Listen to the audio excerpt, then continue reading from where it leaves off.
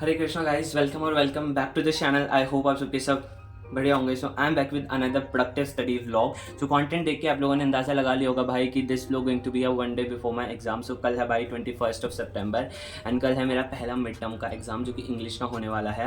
After a very long time मैं English का paper दे रहा हूँ, वो भी 80 मार्क्स का। आदत छूट गई है जो अपन लिख के बना अपने आप से बना के लिख दिया करते थे। तो लिटरेचर की तो प्रैक्टिस मैंने काफ़ी कर ली है एंड थोड़ी बहुत रहती है, एक बार और कर लूँगा जो चैप्टर में मुझे थोड़ी बहुत दिक्कतें हैं। बट राइटिंग वाले सेक्शन की मैंने नहीं करी है, जैसे राइटर नोटिस वगैरह हो गए, तो उसकी एक बार आज मैं करने वाला हूँ, लिख के थोड़ा देख लूँगा बिकॉज ऑफ कोर्स वहाँ लिखना है, पढ़ने से कुछ नहीं होगा, एक दो बार लिख के चला जाऊँगा।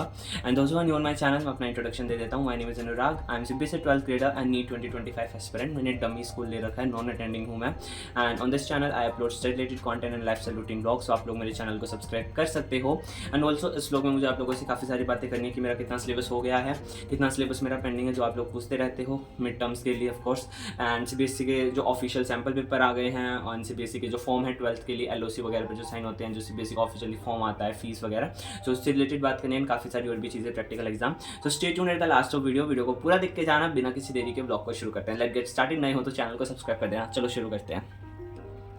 हेलो गाइस, सुबह का वेदर काफ़ी ज़्यादा अच्छा हो रखा था एंड क्लाउड्स भी काफ़ी अच्छे चल रहे थे एंड ठंडी ठंडी हवा भी चल रही थी। आजकल तो देखो यार, वेदर का यही हो रखा है कि 2-3 दिन बारिश आ जाती है, फिर 1-2 दिन धूप निकल जाती है, फिर बारिश शुरू हो जाती है। पता नहीं क्या है, ठंड गर्मी ऐसे चल रहा है। फिर मैं आ गया था भाई नीचे एंड नीचे आने के बाद मैंने अपने लिए बनाया था चॉकलेट मिल्क, जो कि मुझे आजकल काफ़ी ज़्यादा पसंद है। मैं यही पीता हूँ सुबह भी एंड इवनिंग में भी।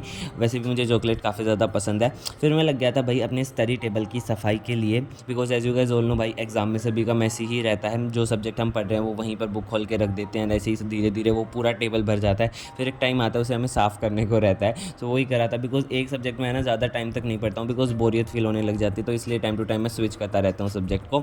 देन उसके बाद भाई स्टिकी नोट पर मैंने अपनी सारी की सारी डेट शीट उतारी एंड एक पेज पे सारी सभी सब्जेक्ट का सिलेबस लिख के जो मिड टर्म में आ रहा है वो अपने सामने पेश करा। वैसे तो सिलेबस और डेट शीट मैंने आप लोगों के साथ शेयर कर रखी है, जिन्हें नहीं पता थी वो इसलिए मैंने आज भी दिखा दी। जो लोग न्यू ऑडियंस है, सो न्यू हो तो सब्सक्राइब भी कर देना। उसके बाद मैं लग गया था भाई अपनी सारी बुक्स निकाल के टेबल पे जो मुझे पढ़ना था, बिकॉज आज मैंने कोई टू डू लिस्ट नहीं बनाई। बस ये था, अनुराग सारा का सारा सिलेबस रिवाइज कर दे इंग्लिश का, बिकॉज पेपर है, पढ़ना पड़ेगा। सो आज मैंने कुछ टू डू लिस्ट नहीं बनाई, बस मुझे पता था कि ये करना है और वो करना है।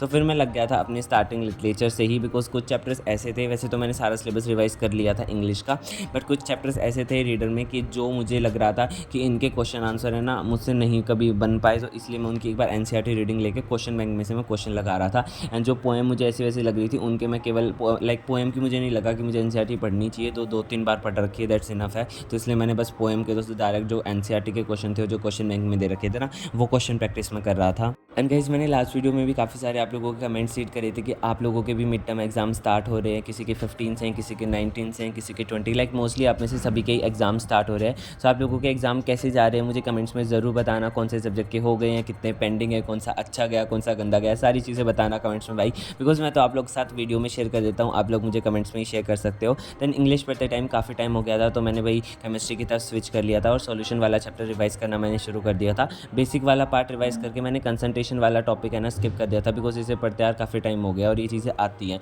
तो मैंने सॉल्युबिलिटी से रिवीजन करना शुरू कर दिया था। एंड गाइज, आप लोग मेरे टेलीग्राम चैनल पर भी ज्वाइन हो सकते हो, जिसकी लिंक डिस्क्रिप्शन बॉक्स में मिल जाएगी। वहाँ पर मैं स्टडी रिलेटेड स्टफ डालता रहता हूँ। एंड मेरा सेकंड चैनल है अनुराग चिकारा, उसे भी सब्सक्राइब कर देना। दोनों की लिंक आपको डिस्क्रिप्शन बॉक्स में मिल जाएगी, ज़रूर चेकआउट करना। ओके गाइस, सो अब बात करते हैं भाई सीबीएसई के ऑफिशियली सैम्पल पेपर। सो जिस दिन सीबीएसई ने अपनी साइट पर अपलोड करे थे ना सैम्पल पेपर, उस दिन आप में से काफ़ी सारे लोगों ने कमेंट करा था कि सीबीएसई के सैम्पल पेपर आ गए, आपने चेक करे या नहीं करे। तो मुझे भी आप लोगों के कमेंट्स से ही पता चला था, thank you so much.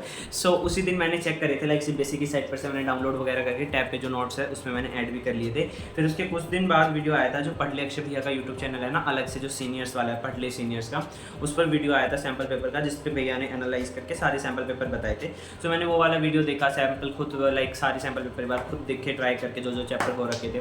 Overall chemistry के जो थे, केमिस्ट्री के कुछ क्वेश्चंस नहीं बने, बिकॉज उस टाइप के क्वेश्चंस मैंने प्रैक्टिस ही नहीं कर रखे थे। जो चैप्टर हो रखे हैं वो भी फिजिक्स के मुझसे सॉल्व हुए क्वेश्चंस, बट या फिजिक्स में मेरे पास अभी भी कॉन्फिडेंस नहीं आ रहा है कि मैं फिजिक्स कर लूँगा, I don't know why. And रही बात भाई प्रैक्टिकल फाइल्स की, वो भी आप पूछ रहे हो कि आपने प्रैक्टिकल फाइल कंप्लीट कर लिया नहीं कर ली। सो मैं सोच तो 2-2.5 महीने से रहा हूँ, बट मैं फिर सिलेबस कंप्लीट करने में लग जाता हूँ, उस साइड मेरा ध्यान नहीं जाता है। सोचता हूँ बट वो मैं नहीं कर पा रहा हूँ। बट लाइक अभी अक्टूबर तक मेरा सारा सिलेबस कंप्लीट हो जाएगा, अक्टूबर के मिड तक। सो अब मैं सोच रहा हूँ जैसे मिड टर्म मेरे खत्म होते हैं, मिड टर्म खत्म होते के साथ मैं प्रैक्टिकल फाइल ले आऊँ और फिर अपने सारे प्रैक्टिकल वर्क को भी कंप्लीट करके सिलेबस भी कंप्लीट हो जाएगा। देन जितने क्वेश्चन प्रैक्टिस होता रहेगा अपना साथ साथ फिर क्वेश्चन प्रैक्टिस पर ध्यान दे दूँगा। तो प्रैक्टिकल फाइल का भी मैंने यही सोचा कि एक बार मिड टर्म खत्म हो जाए फिर अपना मैं प्रैक्टिकल वर्क भी शुरू कर दूँगा। ऑल्सो गाइज आप में से काफ़ी सारे ये भी पूछ रहे थे कि जो सीबीएसई के फॉर्म फिल करे जाते हैं उनमें डॉक्यूमेंट से रिलेटेड कौन कौन से डॉक्यूमेंट की जरूरत पड़ेगी।